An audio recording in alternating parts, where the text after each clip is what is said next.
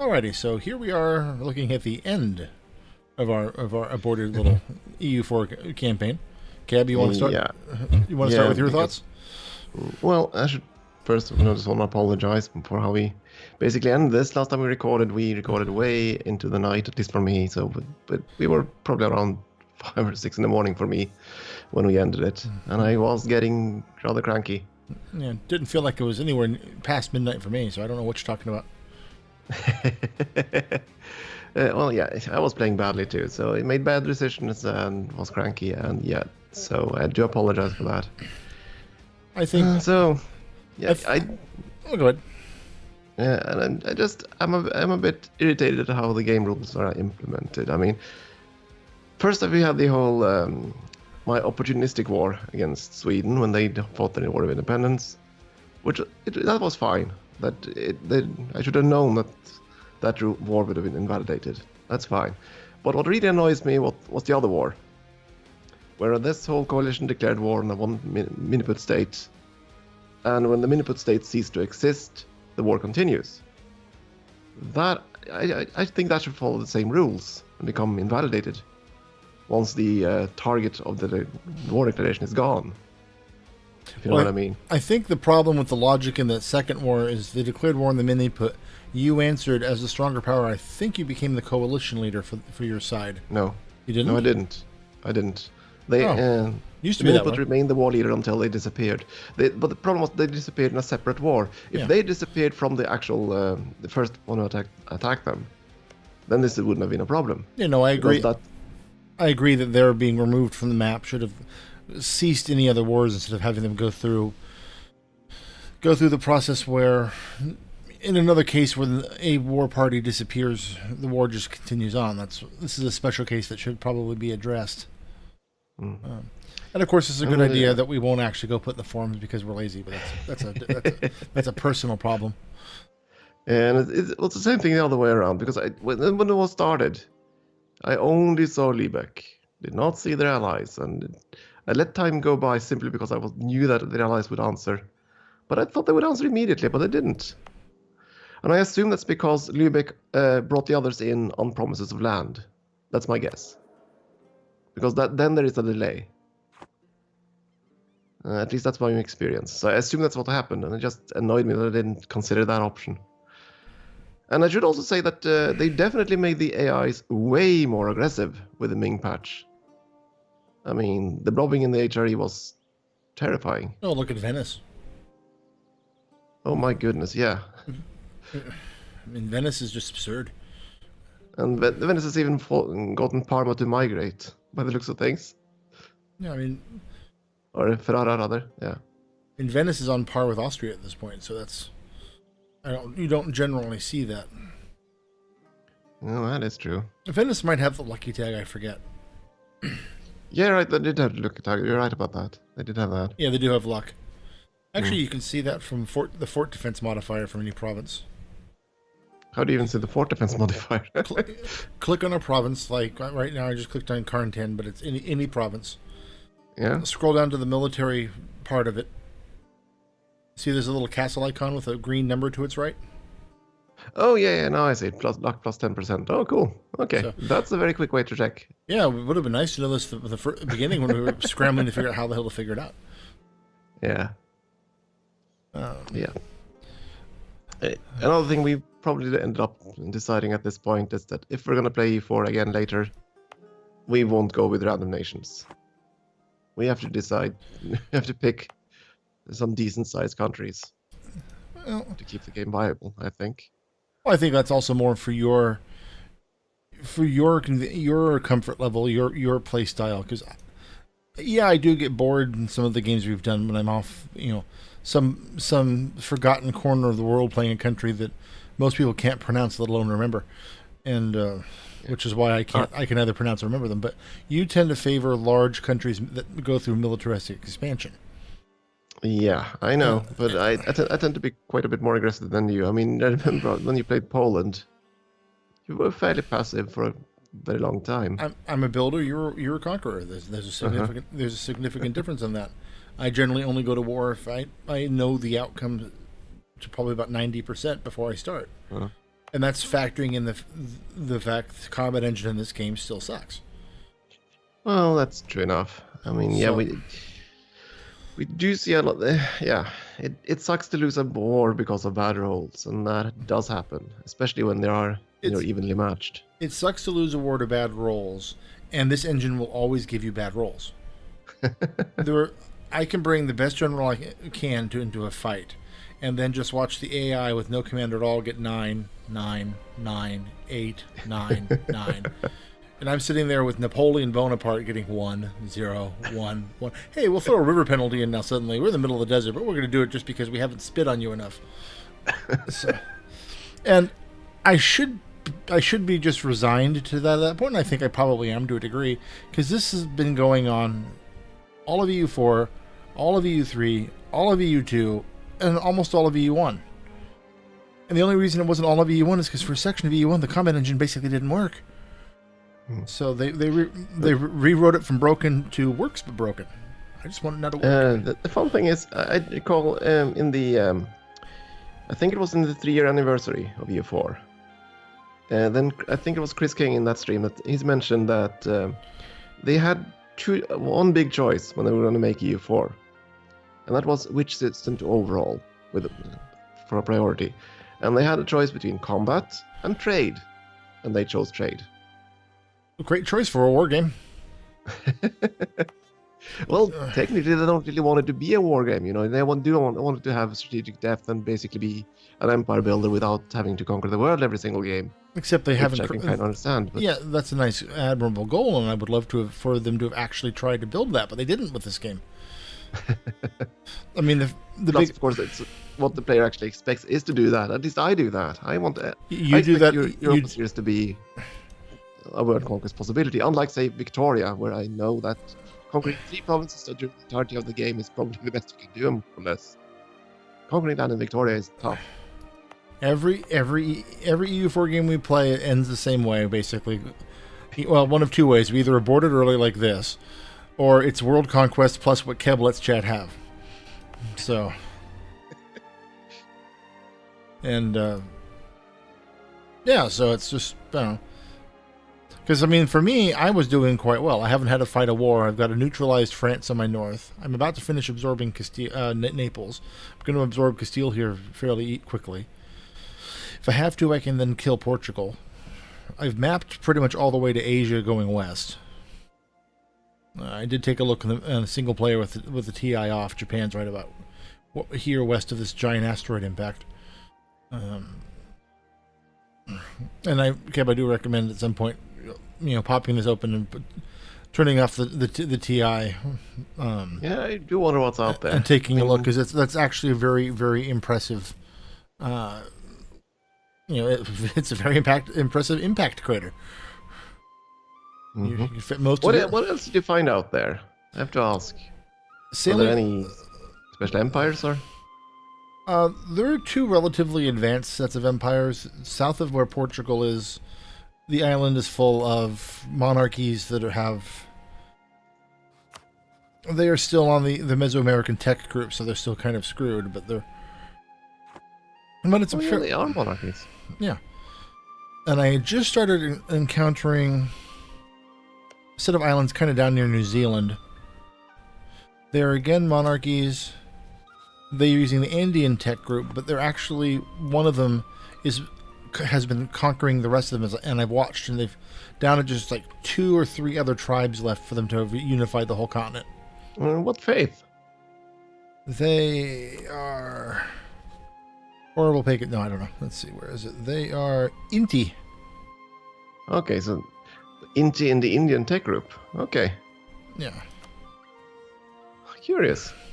Now, the asteroid impact continent basically has North America's tribes. Oh, okay. The islands west of you, including that northern continent, are unpopulated. That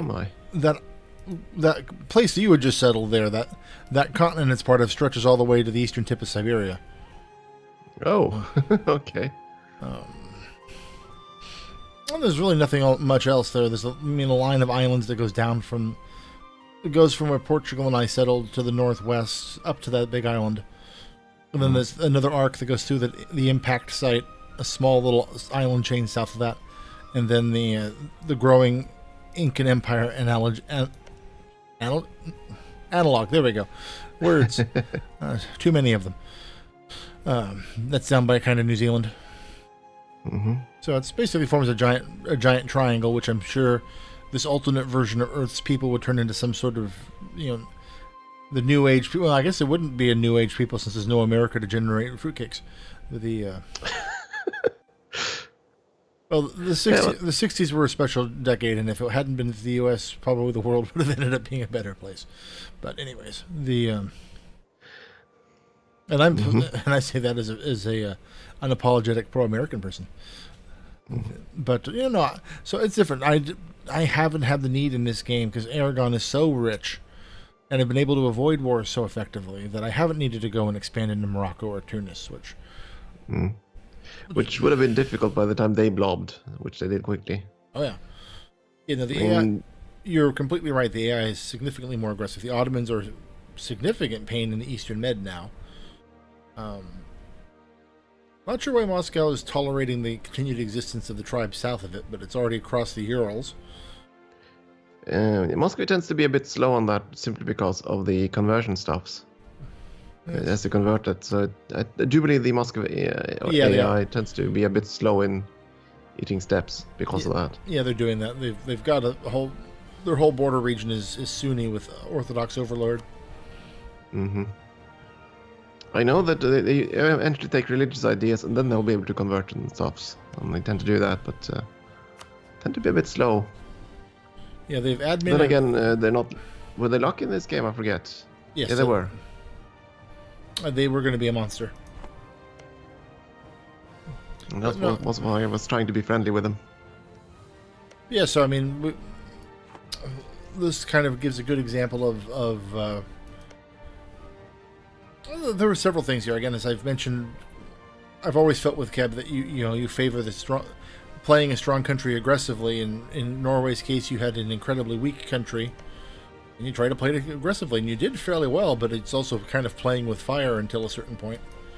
And it went quite well until this actually last war. That's when everything just went all to hell because of I didn't fall the way I expected to. I mean, either I would have fought Lübeck, and that's fine. I could have fought them alone. But if I'd known that all their friends would have answered, I would have just said goodbye to Lüneburg at that point. Yeah, or Saxe-Lauenburg, I forget which of them. Well, as I was saying, that's the playing with fire thing. You weren't quite strong enough yet that kind of nuisance could be overrun. Whereas, say, when you've played, the Timurids, other time, the fights you were picking, you had enough firepower to hold on until you managed to make the Mughals, at which point, my god. There was another point too that was just very annoying because this war happened just as I was converting. I really should have thought about that and said, I don't want to fight a war right now. You're not worth it. Yeah. Because just as they started attacking me, I had a rebellion up in Sweden and I need to put that down first. And by the time I was ready to fight them, they'd already taken the fort at Sjælland, at Copenhagen. So there was, learning. And that kind of screwed me there, because then I couldn't hold them off. Even with a river crossing, they just, or a ocean crossing, they just annihilated me. So yeah. Yeah, well, that tech level 9 versus 8 also hurts.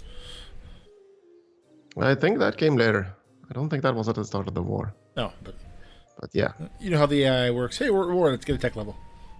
No, it's not actually that bad, but still. So, but anyways, it was learning experiences all around. Yeah, if and when we do another EU4 game, we're not sure which. I mean, if folks would like to see more of us doing multiplayer EU4, by all means, drop comments below. Because we do listen occasionally on game suggestions. Well, how you reach that is I listen all the time. He listens when he wants to, so it balances it. If you add it together and divide by 2, you get occasionally. But if you want to see more of that, we'll do that, and we'll just probably put more thought into it. I personally like the Randemonium situation. We might want to tweak it a little bit. Designate one fallback country for each person or something like that beforehand. Yeah, if we're going to be playing small and weak countries, it probably should play on normal rather than hard, for example. I don't know. Possibly. Or we could even reverse it too, as we could each do 5 random countries, choose this whichever the strongest one we can out of that, and let the other person play it. Yeah, that sounds interesting. Yeah. I'd be up for that. We'll think about it.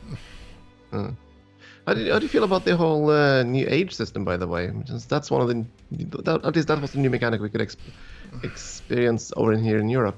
Well, it's hyper powered with Aragon. I mean, you can get. Well, of course, I can't see the previous age now, but the yeah, that's kind of annoying. I had Valencia to a strength 30 city almost immediately because I just went set the edict of land development costs, which doubling or tripling the cost of your maintenance for your home capital state is nothing. Yeah, the state capital is exempt from the. Well, it doesn't cost as much. You know, its cost is again trivial, so it's. So I have no problem doing that. I've left it that way actually. So I then. Yes, the capital province should always have a policy enacted, basically. Yeah, so I bumped it to 30 almost immediately, and so off I went, and then the discovery and the rest of them followed. I could have gotten probably the other 2 if I was more aggressive. But particularly with the blobbing going on, my aggression chart, I had really intended to do some central Italy conquering to complement my Naples, and by the time I was ready for that, most of it was already closed. And it's just suicide to go into the Eastern Med right now. So I mean, part of my passivity right now is not just my normal, builder mentality, but it's dangerous to go out there alone. Well, that is true enough. Yeah, so it's. My take on the age system, it isn't as much fun when you don't have any clear path to any of these objectives. I noticed that simply because I was so weak. It took so long before I could actually be in a position to humiliate a rival, for example. Yeah. I mean, I understand how it's built around countries thriving in different periods of time. Like you were going to, with the Age of Reformation, by joining the Reformation, by converting provinces and such like that, you were going to get a lot of it just through that. I really wish I could just click on the icons. Yeah, I do think to clearly see what the objectives for each age is. I really think they need to do that. That's a serious issue that a serious refinement to this system. I shouldn't have to go look at it. The tooltip will let you know, though, of course. For example, we can check for Age of Absolutism. Yeah. What the next objectives are. So you can have some way of preparing for it, but you know that, for example, Emperor of China, we have no chance of actually completing that, for example. Yeah, and multiple universities. Well, what is multiple? 5, 10, 20? Potential for a large army. Okay, fine. Is a large army 60? Is a large army 200? What's a large army? Is this, if I'm playing Brandenburg, can I do large army? Or do I have to sit there and realize I've got as much chance of that really as I do Emperor of China? Actually, I know the numbers for those two, by the way, the universities and army. Oh, I do too. Yeah, but I know what you mean. I mean, the information isn't here. I shouldn't have to go either to the game files or to a wiki to look it up. Yeah, and there's also that these objectives will actually change based on what you play. Yeah. For example, the Feudal Society one. And I know, actually, the one above that, Hold 3 Thrones. That only applies to Christians. Yes. Because since that's about unions. I think all other non-Christians will have 5 subject states instead, vassals. So there are some variations, but you don't actually know the variations unless you play those countries. Yeah. And I mean, part of what we're doing here is, I think this is a very nice system, particularly adding it to the game a game that's this old. But it needs some polish. Yeah, but it is, as they said, the biggest overhaul they've made to the game since the start. Now, hopefully, at some point, they'll tear the combat engine out and fix it. I don't think that'll happen within EU4. Hopefully for EU5, but that won't happen for another decade, for all we know, because they keep making money from the DLCs. Because when it comes to EU, the combat engine is EU. Well, it is a classic. You know what? I'm thinking about actually starting up a game of EU1. If I can get my copy to run, I need to check that. Tempted to do that. Didn't Steam Just to have a see. throwback version of it for sale the other day? I should see if I still have my copy of EU1 in German. I know I have a copy. I just don't know if I can make it run properly. And I'll probably experiment a bit with virtual machines and see. Anyways, Yeah, I think another story. I think we've said all we need to say here. It was interesting. Yep. I had fun. Keb had little bits of fun, a little bit of rage-induced madness. And, well, I did have fun when everything went well, but yeah, this last war, that's what broke me. Things went just. Breaking a broken man is sad to watch. But no, there are a lot of things in EU4 that a lot of ideas EU4 I think should import from both Hearts of Iron 4 and from Stellaris. So it's but that's probably for EU5 if and when it comes out.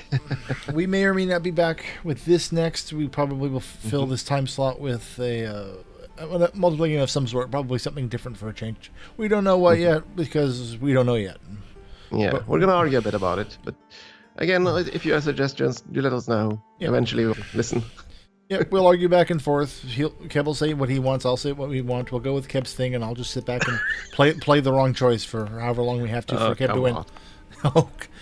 I'm just saying how it goes. But anyways, folks, we appreciate your time for this little this now 21-minute postmortem, and and we do apologize for cutting the game short. But yeah, I don't think it's his fault. Try to salvage it, but yeah, it's his fault. Yeah, it is. That's fine. I'll take the blame for it. So blame him. For once. All right. Yeah. As always, thank you for watching. Yep. See you next time.